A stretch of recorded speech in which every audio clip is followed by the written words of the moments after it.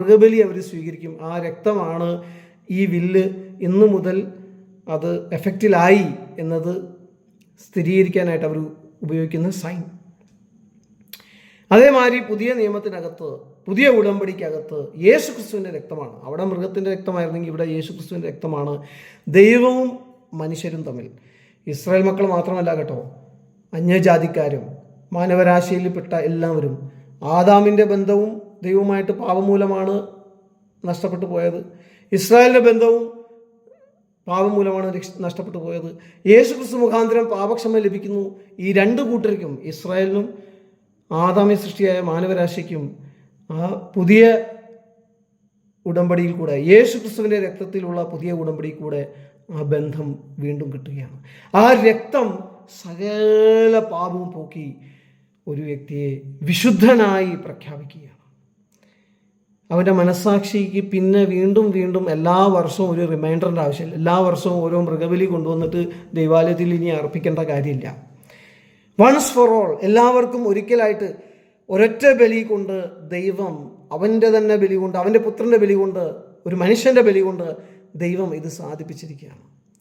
ഇനി വർഷം ആണ്ടുതോറും മനുഷ്യരുടെ പാവങ്ങൾക്ക് വേണ്ടിയിട്ട് മൃഗങ്ങളുടെ ബലി കഴിപ്പിക്കേണ്ട ആവശ്യമില്ല. യേശു ക്രിസ്തുവിൻ്റെ ബലിയിൽ ഒരാൾ വിശ്വസിക്കുകയാണെങ്കിൽ അവൻ്റെ പാപം ദൈവം പൂർണ്ണമായിട്ടും ക്ഷമിച്ച് അവൻ്റെ മനസ്സാക്ഷി പിന്നെ എന്താണ്, കംപ്ലീറ്റ് ക്ലീനാണ്. ഞാൻ ആ മിററിൻ്റെ കാര്യം പറഞ്ഞില്ലേ, ദൈവത്തിൻ്റെ സ്വരൂപത്തിലും സാദൃശ്യത്തിലും സൃഷ്ടിക്കപ്പെട്ടതാണ് മനുഷ്യൻ. ഉൽപ്പത്തി പുസ്തകത്തിൽ അങ്ങനെ സൃഷ്ടിക്കപ്പെട്ട മനുഷ്യൻ്റെ ജോലി എന്താണ്? ദൈവത്തെ പ്രതിഫലിപ്പിക്കുക, ദൈവത്തിൻ്റെ സ്നേഹത്തെ പ്രതിഫലിപ്പിക്കുക. ആ ദൈവത്തിൻ്റെ സ്നേഹം പ്രതിഫലിപ്പിച്ചു കൊണ്ടിരുന്ന, ആ ദൈവത്തിൻ്റെ പ്രതിമയായിരിക്കുന്ന, ദൈവത്തിൻ്റെ ഇമേജ് ആയിരിക്കുന്ന, ദൈവത്തിൻ്റെ സൃഷ്ടിയിലെ ഏറ്റവും പ്രധാനപ്പെട്ട കാതലായ, ദൈവത്തിൻ്റെ സൃഷ്ടി ഒരു ആലയം മാതിരിയാണ്, ആ ആലയത്തിൻ്റെ ഏറ്റവും കാതലായ ഇമേജ് ആയിരിക്കുന്ന മനുഷ്യൻ അത് പ്രതിഫലിച്ചു കൊണ്ടിരിക്കുമ്പോൾ അവൻ്റെ അകത്ത് സ്വാർത്ഥത വന്നു, അവൻ്റെ അകത്ത് അധികാരമോഹം വന്നു. ആ അധികാരമോഹത്താൽ, ആ സ്വാർത്ഥതയാൽ പൊടിപടലങ്ങൾ അവൻ്റെ മേലെ വന്നു, പാപം. ഈ പാപം മൂലം പിന്നെ അവൻ പ്രതിഫലിപ്പിക്കുന്ന ഇമേജ് എന്ന് പറയുന്നത് ദൈവത്തിൻ്റെ ഇമേജ് അല്ല. അവൻ പിന്നെ പ്രതിഫലിപ്പിക്കുന്ന ഒരു ഡിസ്റ്റോർട്ടഡ് ഇമേജാണ്. മറ്റുള്ളവരുടെ മേലെ അധികാരം സ്ഥാപിക്കുക, മറ്റുള്ളവരെ ഉപദ്രവിക്കുക, മറ്റുള്ളവരെ ശക്തി കൊണ്ട് കീഴ്പ്പെടുത്തുക എന്ന് പറയുന്ന ഒരു സ്വഭാവമാണ് പിന്നെ മനുഷ്യൻ പ്രതിഫലിപ്പിക്കുന്നത്. പിന്നെ അവൻ്റെ തന്നെ പ്രതിമയിലാണ് അവൻ മറ്റ് ബിംബങ്ങളെയും പ്രതിമകളെയും ദേവന്മാരെയും ദേവിമാരെയും സൃഷ്ടിക്കുന്നത്. അപ്പോൾ ചില മ്ലേച്ഛ രൂപങ്ങളൊക്കെ എടുത്തിട്ട് അവൻ്റെ രൂപത്തിൽ ഓരോ ബിംബങ്ങളെയും ഒക്കെ സൃഷ്ടിച്ചിട്ട് ഇതാണ് എൻ്റെ ദൈവം എന്ന് പറയുകയാണ്. ജീവനുള്ള ദൈവത്തെ ചാലഞ്ച് ചെയ്തുകൊണ്ട് അവനങ്ങനെ ജീവിക്കുകയാണ്. എന്നാൽ യേശു ക്രിസ്തുവിൻ്റെ രക്തം, ആ മിററിന് മുകളിൽ വന്നിരിക്കുന്ന ആ പൊടിപടലം, നമ്മുടെ ആ അധികാരമോഹം, നമ്മുടെ ആ സ്വാർത്ഥത, നമ്മുടെ ആ സ്വേച്ഛത, അതിനെ മുഴുവനായിട്ടും കഴുകിക്കളയാണ്. നമ്മൾ ദൈവത്തിൻ്റെ സന്നിധിയിൽ വന്ന് താഴുമ്പോൾ, ആ ക്രൂശിൻ്റെ അടുക്കലേക്ക് നമ്മൾ വരുമ്പോൾ നമുക്ക് സംഭവിക്കുന്ന ഒരു കാര്യമാണത്. ഒരു പാപം ചെയ്യാത്ത വ്യക്തി നമ്മുടെ പാപങ്ങൾ മൂലം ദൈവം അയച്ച ക്രോധം നമുക്ക് വേണ്ടി, നമ്മൾ സഹിക്കേണ്ട ആ ദൈവക്രോധം സഹിച്ചു നമുക്ക് വേണ്ടി നമുക്ക് പകരമായി വന്നിരിക്കുകയാണ്. ആ മരിക്കുന്ന സമയത്ത് നമ്മൾ ആ വ്യക്തിയെ മനസ്സിലാക്കുന്നില്ല, സ്നേഹിക്കുന്നില്ല. നമ്മൾ അവനെ പഴി പറഞ്ഞുകൊണ്ടിരിക്കുമ്പോഴും പറയാണ്, ഇവരോട് ക്ഷമിക്കണമേ, ഇവരെന്താണ് ചെയ്യുന്നതെന്ന് ഇവരറിയുന്നില്ല. ആ സ്നേഹത്തിന് മുമ്പിൽ നമ്മൾ കീഴ്പ്പെടുമ്പോൾ, ആ സ്നേഹത്തിൻ്റെ ആ രക്തം, ആ സ്നേഹത്തിൻ്റെ ആ ജീവനാകുന്ന രക്തം, ഞാൻ പറഞ്ഞില്ലേ, ദൈവം എന്ന് പറഞ്ഞാൽ ജീവനാണ്, സ്നേഹമാണ്. ആ സ്നേഹത്തിൻ്റെ ജീവൻ, ആ സ്നേഹത്തിൻ്റെ രക്തം നമ്മുടെ ഹൃദയങ്ങളെ വന്ന് ശുദ്ധീകരിക്കുകയാണ്. നമ്മളെ ഹൃദയങ്ങൾ ശുദ്ധീകരിക്കപ്പെടുമ്പോൾ നമ്മുടെ ആ പാപ മനസാക്ഷി മുഴുവനായും കഴുകപ്പെടും. നമ്മൾ ഇതുവരെയും ചെയ്ത എല്ലാ പാപങ്ങളും ദൈവം ക്ഷമിച്ചു എന്നുള്ള ബോധ്യം നമുക്ക് വരും എന്ന് മാത്രമല്ല, ആ ബലിയുടെ വലിപ്പനുസരിച്ചാണ് നമുക്ക് ആ ബോധ്യം വരുന്നത്. മൃഗബലിക്ക് ഇത്രയും ശക്തി ഉണ്ടെങ്കിൽ ദൈവത്തിൻ്റെ മകൻ്റെ ബലിക്ക് എത്ര ശക്തി ഉണ്ടാവും? നമ്മൾ അന്വേഷിച്ച് നമ്മളെ പാപങ്ങളൊക്കെ ജയിച്ചിട്ട് നമ്മൾ നിൽക്കുന്ന ഒരു സംഗതിയല്ല ഇത്. ദൈവം ഇങ്ങോട്ട് വെളിപ്പെടുത്തുകയാണ്. നമ്മൾ ദൈവത്തെ കണ്ടെത്താൻ നോക്കല്ല, ദൈവം ഇങ്ങോട്ട് വെളിപ്പെടുത്തുകയാണ്. ദൈവം അവനെ തന്നെ നമുക്ക് തരികയാണ്. ആദ്യം ആദാമിനും ഹവ്വയ്ക്കും ദൈവത്തെ തന്നെ കൊടുത്തില്ലേ? പിന്നീട് ഇസ്രായേലിന് ദൈവത്തെ തന്നെ കൊടുത്തില്ലേ? ദൈവത്തിൻ്റെ സാന്നിധ്യം. അതേമാതിരി യേശു ക്രിസ്തു മുഖാന്തരം ദൈവത്തെ തന്നെ നമ്മുടെ കയ്യിൽ ഏൽപ്പിക്കുകയാണ്. ദൈവം താണിറങ്ങി വരികയാണ്. ദൈവം അവൻ്റെ സ്നേഹം പ്രദർശിപ്പിക്കുകയാണ്. നമ്മുടെ പാപങ്ങളെ ദൈവമായിട്ട് കഴുകുകയാണ്.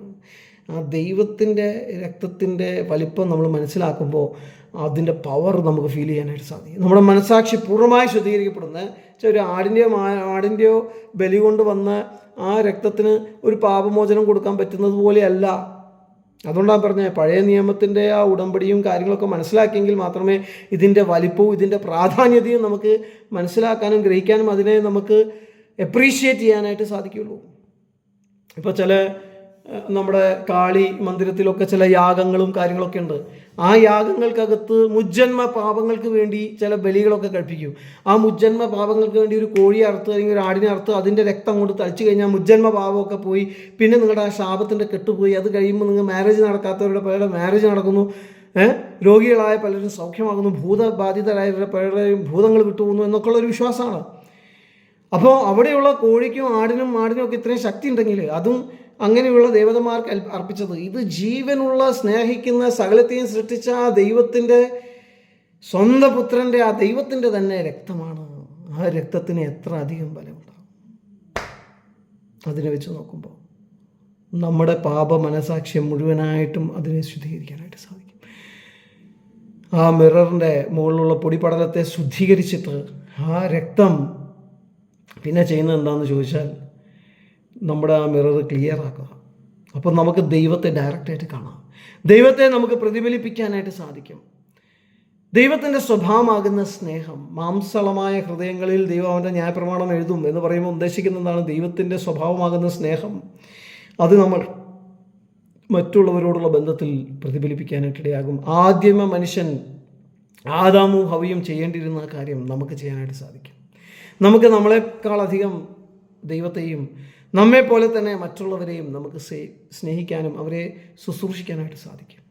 പിന്നെ നമ്മുടെ സ്വഭാവം എന്ന് പറയുന്നത് കള്ളം പറയുക, മോഷ്ടിക്കുക, മറ്റുള്ളവരെ ഉപദ്രവിക്കുക, മറ്റുള്ളവരെ പുറകിൽ നിന്ന് കുത്തുക, അവരെ കുറിച്ച് അപവാദങ്ങൾ പരത്തുക, അവരോട് അസൂയപ്പെടുക, അവരെ വ്യഭിചാര ദൃഷ്ടി കൊണ്ട് നോക്കുക, അവരോട് വ്യഭിചാരം ചെയ്യുക, ദുർനടപ്പ് ആചരിക്കുക, മദ്യപിക്കുക, വെറുക്കൂത്ത് ആചരിക്കുക, വെറുക്കൂത്തിലേക്ക് പോവുക, പൊട്ടച്ചൊല്ല്, കളിവാക്ക് ഇവയൊക്കെ സംസാരിച്ച് അതിനകത്ത് ജീവിക്കുക, മറ്റുള്ളവരെ ഉപദ്രവിക്കുക, ദേഷ്യത്തിൽ അവരെ കൊല്ലുക, അങ്ങനെയുള്ള കാര്യങ്ങളൊന്നും നമ്മൾ പിന്നെ ചെയ്യില്ല. അവർക്കെതിരെ കള്ളസാക്ഷ്യങ്ങൾ പറയുക, മോഷ്ടിക്കുക, അവരുടെ മുതൽ മോഹിക്കുക. നമ്മളെന്താ പിന്നെ ചെയ്യാൻ പോകുന്നത്? നമ്മൾ മറ്റുള്ളവരെ സേവിക്കും, നമ്മൾ മറ്റുള്ളവരെ സ്നേഹിക്കും, നമ്മൾ മറ്റുള്ളവരോട് ക്ഷമിക്കും. ഇതൊക്കെയാണ് നമുക്ക് പിന്നെ വരേണ്ട സ്വഭാവം. അതാണ് ക്രിസ്തുവിൻ്റെ സ്വഭാവം. മറ്റുള്ളവരോട് ക്ഷമിക്കുക, അവരെ സ്നേഹിക്കുക, അവർ നമ്മോട് തെറ്റ് ചെയ്താലും അത് സഹിക്കുക, എന്നിട്ട് വീണ്ടും അവരെ സ്നേഹിക്കുക. ആ കരുണയും ആർദ്രതയും ദയയും വിശ്വസ്തതയും അധികം അധ്വാനിച്ച് കൂടുതൽ പണം ഉണ്ടാക്കി മറ്റുള്ളവരുടെയും കൂടെ ആവശ്യങ്ങൾ തീർക്കുക, മോഷ്ടിക്കുകയല്ല, മറ്റുള്ളവർക്കും കൂടെ ദാനം കൊടുക്കത്തക്ക രീതിയിൽ നമ്മൾ അധ്വാനികളായി തീരുക. അങ്ങനെ ഒരു മാർഗത്തിലേക്കാണ് പിന്നെ ഈ ദൈവത്തിൻ്റെ സ്നേഹം റിഫ്ലക്റ്റ് ചെയ്യുന്ന നമ്മൾ ആയിത്തീരേണ്ടത്. അങ്ങനെ നമ്മൾ ആയി തീർന്നിട്ടുണ്ടെങ്കിൽ പിന്നെ നമ്മൾ ആ സ്നേഹത്തിൻ്റെ ഭാഷ സംസാരിക്കാനായിട്ട് ഈ ലോകത്തിൽ പഠിക്കുകയാണ്. ഈ ലോകത്തിലെ ബാക്കിയുള്ള നമ്മുടെ മുഴുവൻ ജീവിതവും ദൈവം നമ്മളെ ആ സ്നേഹത്തിൻ്റെ സ്വഭാവം, ആ സ്നേഹത്തിൻ്റെ രീതി നമ്മളെ പഠിപ്പിക്കുകയാണ്. അപ്പോൾ പല അനുഭവങ്ങൾ വരും, തിക്തമായ അനുഭവങ്ങൾ വരും, നല്ല അനുഭവങ്ങൾ വരും. ഇതെല്ലാം എന്തിനാണ്? ദൈവം നമ്മളെ എത്രയധികം സ്നേഹിക്കുന്നു, നമ്മൾ ആ ദൈവത്തിൻ്റെ സ്നേഹം എങ്ങനെയാണ് മറ്റുള്ളവരിലേക്ക് പ്രതിഫലിപ്പിക്കുക എന്നതിനെക്കുറിച്ചുള്ള പാഠങ്ങളാണ്. അതിങ്ങനെ മുന്നോട്ട് പോയിക്കൊണ്ടിരിക്കുമ്പോൾ ഒരു ദിവസം കർത്താവായ യേശുക്രിസ്തു മടങ്ങി വരും. കർത്താവായ യേശുക്രിസ്തു മടങ്ങി വരുമ്പോൾ ഞാൻ പറഞ്ഞില്ലേ, ഇപ്പോൾ ഉടമ്പടിയുടെ പുതുക്കൽ മാത്രമേ നടന്നിട്ടുള്ളൂ. യേശുക്രിസ്തുവിൽ കൂടെ പുതിയ സൃഷ്ടി ആരംഭിച്ചിരിക്കുന്നു. നമ്മളിപ്പോൾ പുതിയ സൃഷ്ടിയായി തീർന്നിരിക്കുക. നമ്മൾ പഴയ സൃഷ്ടിയായിരുന്നു ഇത്രയും കാലം. പക്ഷേ യേശുക്രിസ്തു മുഖാന്തരം നമ്മുടെ പാപങ്ങൾ ക്ഷമിക്കപ്പെട്ടു എന്ന ബോധ്യം വന്ന് നമ്മുടെ അകത്തോട്ട് പരിശുദ്ധാത്മാവ് വന്ന് സ്നേഹത്തിൻ്റെ ഭാഷ എഴുതിയ ശേഷം നമ്മൾ ദൈവത്തെ മുഖാമുഖമായി കാണുന്ന ദൈവവുമായി ഡയറക്റ്റായിട്ടുള്ള ബന്ധം സ്ഥാപിച്ച ശേഷം നമ്മൾ പുതിയ സൃഷ്ടിയായി തീർന്നിരിക്കുക. പഴയതൊക്കെ കഴിഞ്ഞുപോയി. പുതിയ സൃഷ്ടിയായി തീർന്നിരിക്കുന്ന നമ്മൾ പിന്നെ ഒരു പുതുക്കലിന് വേണ്ടി കാത്തിരിക്കുക. കർത്താവായ യേശുക്രിസ്തു വരുമ്പോൾ ഇനിയൊരു പുതുക്കലുണ്ട്. അത് കോസ്മിക് റിന്യൂവലാണ്, പ്രപഞ്ചത്തിൻ്റെ പുതുക്കലാണ്. അന്ന് നമുക്ക് പുതിയ ശരീരങ്ങൾ ലഭിക്കും. ആ പുതിയ ശരീരങ്ങൾ ലഭിച്ച് നമ്മൾ ഈ ലോകത്തിൽ കർത്താവിനോട് കൂടെ വാഴുവാനായിട്ട് ഇടയായിട്ട്. കർത്താവായ യേശു ക്രിസ്തുവിന് ഉയർത്തെഴുന്നേറ്റ സമയത്തുണ്ടായിരുന്ന അതേ ശരീരം നമുക്ക് ലഭിക്കും. അതാണ് വേദപുസ്തകം നമ്മളെ പഠിപ്പിക്കുന്നത്. അപ്പോൾ യേശു ക്രിസ്തു ആരാണ്? യേശു ക്രിസ്തു ഒരു കമ്മ്യൂണിസ്റ്റുകാരനോ ഒരു ഗുരുവോ ഒരു പ്രവാചകനോ ഒന്നുമല്ല. ഇതിനേക്കാളൊക്കെ എത്രയോ ഉയർന്ന ഒരു വ്യക്തിയാണ്. യേശു ക്രിസ്തു എന്ന് പറയുന്നത് ഇസ്രായേലിൻ്റെ മെഷിയാണ്, ഇസ്രായേലിൻ്റെ രാജാവാണ്. ഇസ്രായേലിൻ്റെ രാജാവ് ആരാണ്? ഇസ്രായേൽ വിശ്വസിക്കുന്ന ഇസ്രായേലിൻ്റെ രാജാവ് ദൈവമാണ്. ദൈവമാണ് ഇസ്രായേലിൻ്റെ രാജാവ്. വേറൊരു രാജാവ് ഇസ്രായേലില്ല. യേശു ക്രിസ്തു അവകാശപ്പെടുന്നത് എന്താണ്? ഞാൻ ദൈവമാണ്, ഞാൻ ദൈവപുത്രനാണ്. ദൈവപുത്രനാണെന്ന് പറയുമ്പോൾ യേശു ക്രിസ്തു എന്താ പറയുന്നത്? ഞാൻ ദൈവമാണ് എന്നാണ് അതിൻ്റെ അർത്ഥം. ദൈവത്തിന് മാത്രം ചെയ്യാൻ കഴിയുന്ന കാര്യങ്ങളാണ് യേശു ക്രിസ്തു ചെയ്യുന്നത്. മറ്റുള്ളവരുടെ പാപങ്ങൾ ക്ഷമിക്കുന്നു, അവർക്ക് മരിച്ചുപോയവർക്ക് ജീവൻ കൊടുക്കുന്നു, രോഗികളെ സൗഖ്യമാക്കുന്നു, വേദത്തിൻ്റെ വ്യാഖ്യാനം അവർക്ക് മനസ്സിലാക്കി കൊടുക്കുന്നു, അവരെ പോഷിപ്പിക്കുന്നു, അവർക്ക് വേണ്ടി കരുതുന്നു, അവർക്ക് നിത്യജീവൻ കൊടുക്കുന്നു, പാപക്ഷമ അവർക്ക് കൊടുക്കുന്നു. ഇതൊക്കെ ദൈവത്തിന് മാത്രമേ ചെയ്യാൻ കഴിയുള്ളൂ. ദൈവത്തിന് മാത്രം ചെയ്യാൻ കഴിയുന്ന കാര്യമാണ് ആരാധന സ്വീകരിക്കുക. അതാണ് സ്വീകരിക്കുന്നത്. എന്ന് മാത്രമല്ല, ദൈവത്തിന് മാത്രമായിട്ട് ഉപയോഗിച്ച ചില ടൈറ്റിൽസ് ഉണ്ട്. ഞാൻ ആകുന്നവൻ ഞാനാകുന്നു, അതുപോലത്തെ ടൈറ്റിൽസ്. ഞാൻ നല്ല ഇടയനാകുന്നു, അതുപോലത്തെ ടൈറ്റിൽസ് യേശു അവന് വേണ്ടിയായിട്ട് ഉപയോഗിക്കുന്നു. യേശു ആരാണ്? യേശു ദൈവം തന്നെയാണ്. ദൈവം, വചനം സമം ദൈവം അല്ലേ? ആദ്യം വചനം ഉണ്ടായിരുന്നു, വചനം ദൈവത്തോടു കൂടിയിരുന്നു, വചനം ദൈവമായിരുന്നു. വചനം തോറ സമം ദൈവം. വചനം ജഡമായി തീർന്നു, കൃപയും സത്യവും നിറഞ്ഞവനായി നമ്മുടെ ഇടയിൽ പാർത്തു. കൃപയും സത്യം എന്ന് പറയുന്നത് ദൈവസാന്നിധ്യം. യഹൂദന്മാരുടെ ദൈവാലയത്തിനുണ്ടായിരുന്ന ദൈവത്തിൻ്റെ സാന്നിധ്യം. കൃപയും സത്യം നിറഞ്ഞവനായി. അപ്പം കൃപയും സത്യം എന്ന് പറഞ്ഞാൽ ദൈവത്തിൻ്റെ സാന്നിധ്യവും ദൈവത്തിൻ്റെ വചനം ഒരുമിച്ച് ഒരു വ്യക്തി, ഒരു ദൈവാലയം പോലെ നടക്കുകയാണ്. അതാണ് കർത്താവായ യേശു ക്രിസ്തു. അവൻ സാക്ഷാൽ ദൈവമാണ്, അവൻ ദൈവത്തിൻ്റെ ആലയമാണ്, അവൻ ദൈവം തന്നെയാണ്.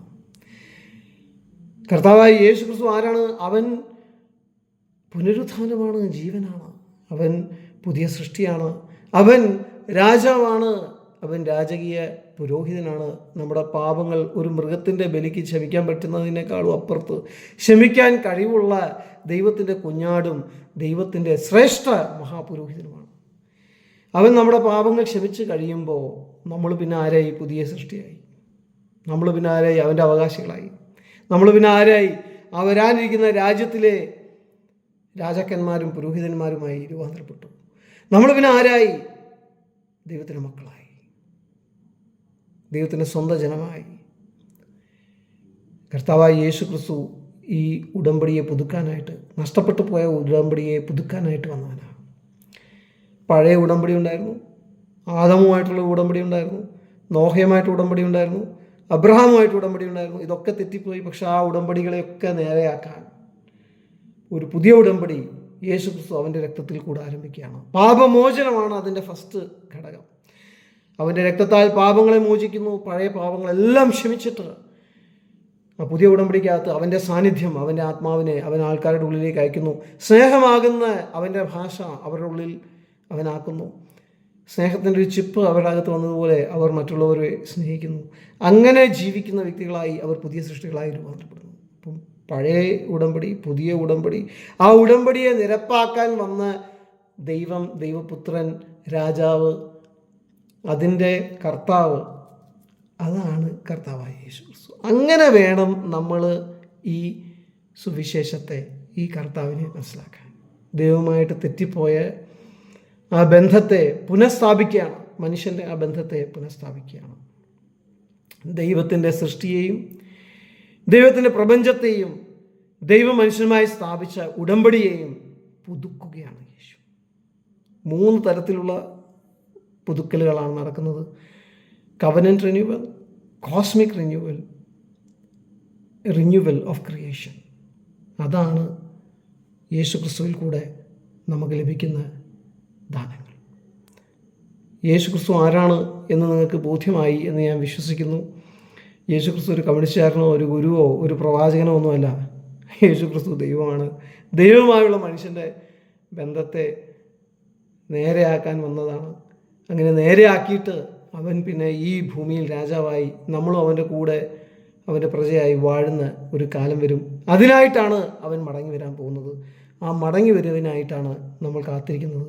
അതിനായിട്ട് ഓരോ ദിവസവും നമ്മൾ ഒരുങ്ങണം. ആ ഒരുക്കം പ്രാപിക്കാൻ നമ്മൾ എന്ത് ചെയ്യണം? മറ്റുള്ളവരെ സ്നേഹിക്കണം, സേവിക്കണം, അവരോട് ക്ഷമിക്കണം. ആരെങ്കിലും നമ്മൾ ഉപദ്രവിച്ചാൽ സഹിക്കണം, വീണ്ടും സ്നേഹിക്കണം.